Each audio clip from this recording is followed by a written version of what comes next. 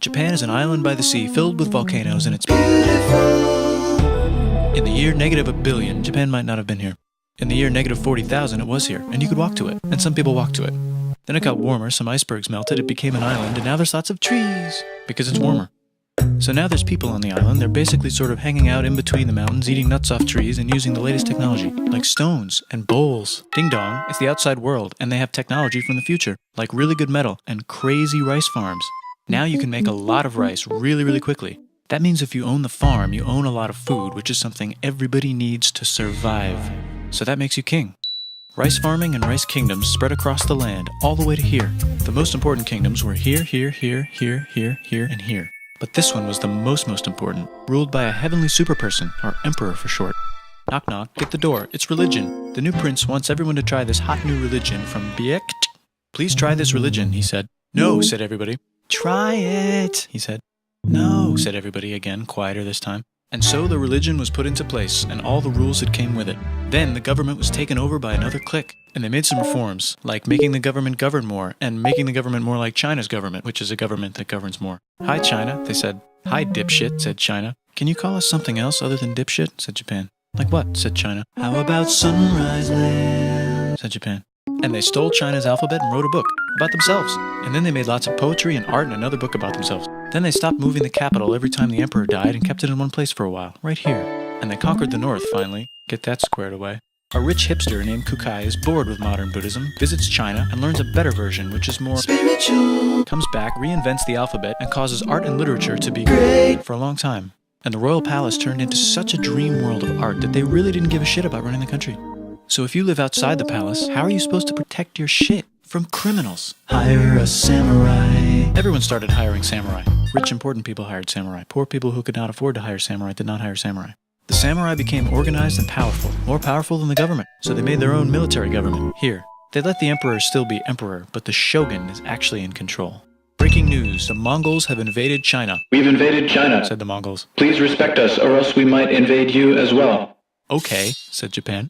So the Mongols came over, ready for war, and died in a tornado. But they tried again, and had a nice time fighting with the Japanese, but then died in a tornado. Then the emperor overthrows the shogunate. Then the shogunate overthrows him back and moves to Kyoto and makes a new shogunate. And the emperor can still dress like an emperor if he wants, that's fine. Now there's more art. Like painting with less colors, collaborative poetry, plays, monkey fun, tea parties, gardening, architecture, flowers. It's time for who's going to be the next shogun. Usually it's the shogun's kid, but the shogun doesn't have a kid. So he tries to get his brother to quit being a monk and be the next shogun. He says okay, but then the shogun has a kid.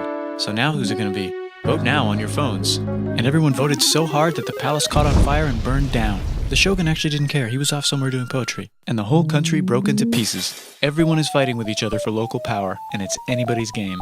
Knock knock, it's Europe. No, they're not here to take over, they just want to sell some shit, like clocks, and guns, and Jesus. So that's cool, but everyone's still fighting each other for control, now with guns. And wouldn't it be nice to control the capital, which right now is puppets, with no one controlling them?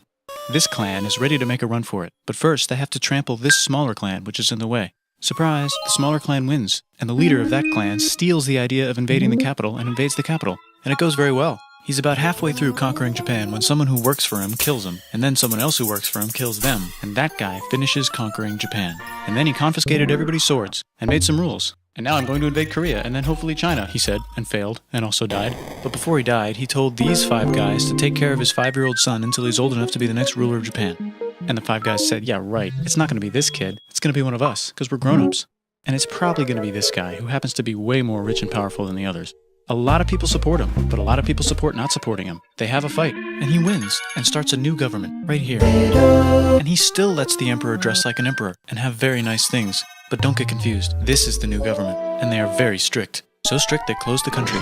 No one can leave, and no one can come in. Except for the Dutch, if they want to buy and sell shit, but they have to do it right here. Now that the entire country was not at war with itself, the population increased a lot. Business increased, schools were built, roads were built, everyone learned to read, books were published, there was poetry, plays, sexy times, puppet shows, and Dutch studies. People started to study European science from books they bought from the Dutch. We're talking geography, skeletons, physics, chemistry, astronomy, and maybe even electricity. Over time, the economic and cultural prosperity began to gradually slow down. Knock knock.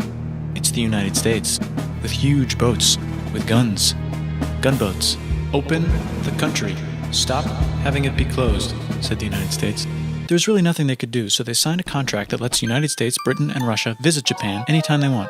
Choshu and Satsuma hated this. That sucks, they said. This sucks. And with almost very little outside help, they overthrew the shogunate and somehow made the emperor again and moved him to Edo, which they renamed Eastern Capital. They made a new government, which was a lot more Western. They made a new constitution that was pretty Western, and a military that was pretty Western. And do you know what else is Western? That's right, it's conquering stuff. So what can we conquer? Korea. They conquer Korea, taking it from its previous owner, China, and then go a little bit further. And Russia rushes in out of nowhere and says, "Stop, no, you can't take that. We were going to build a railroad through here to try to get some warm water." And Russia builds their railroad, supervised by a shit ton of soldiers. And then when the railroad was done, they downgraded to a fuck ton. Did I say downgrade? I meant upgrade. And Japan says, "Can you maybe chill?" And Russia says, "How about maybe you chill?" Japan is kind of scared of Russia. You'll never guess who's also kind of scared of Russia. Great Britain. So Japan and Great Britain make an alliance together so they can be a little less scared of Russia.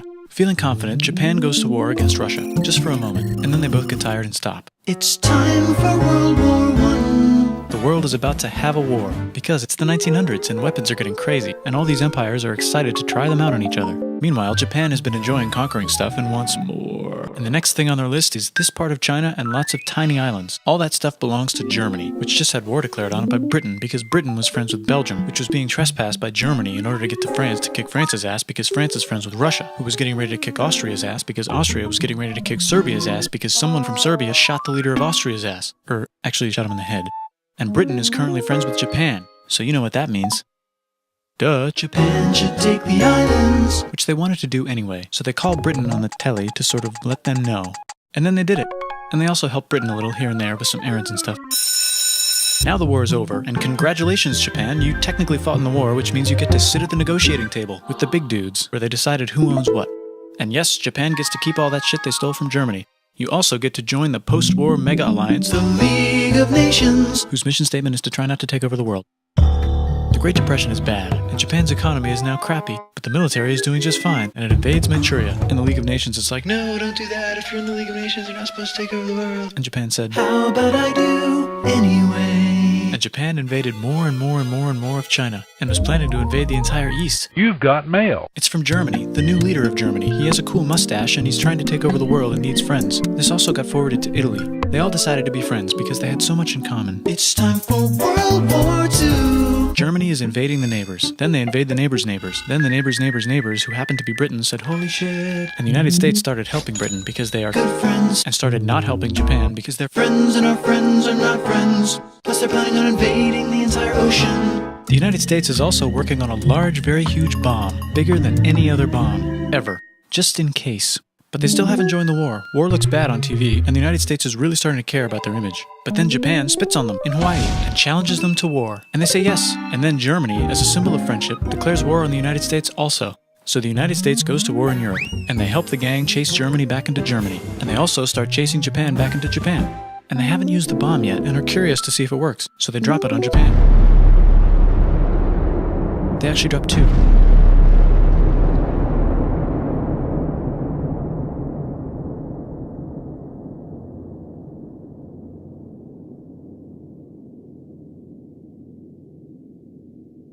The United States installed a new government, inspired by the United States government, with just the right ingredients for a post-war economic miracle. And Japan starts making TVs, VCRs, automobiles, and camcorders as fast as they can, and also better than everybody else. They get rich, and the economy goes wild, and then the miracle wears off. But everything's still pretty cool, I guess. But